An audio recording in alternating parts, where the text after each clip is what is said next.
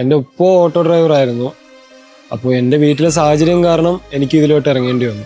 ഞാൻ ഓട്ടോ ഓടിക്കുന്നത് ഒരു മോശം ജോലിയായിട്ട് എനിക്ക് തോന്നിയിട്ടില്ല. പക്ഷേ കാണുന്നവർക്കായിരുന്നു പ്രശ്നം. അവരുടെ മുഖത്തതായ ഒരു പുച്ഛവും പിന്നെ ഞാൻ ഇങ്ങനെ ആയിപ്പോയി എന്നുള്ള ഒരു വിഷമവും കൊണ്ട് അവർ എൻ്റെ മുഖത്ത് ഫേസ് ചെയ്യുന്ന സിറ്റുവേഷൻസ് വേറെ ആയിരുന്നു.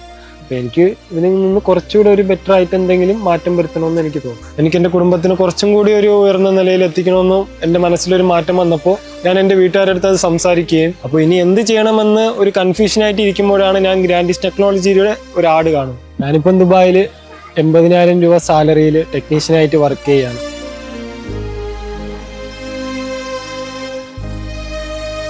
ഒരുപക്ഷെ ഞാൻ നാട്ടിൽ നിന്നിരുന്നെങ്കിൽ എനിക്കിതൊന്നും അച്ചീവ് ചെയ്യാൻ പറ്റില്ലായിരുന്നു.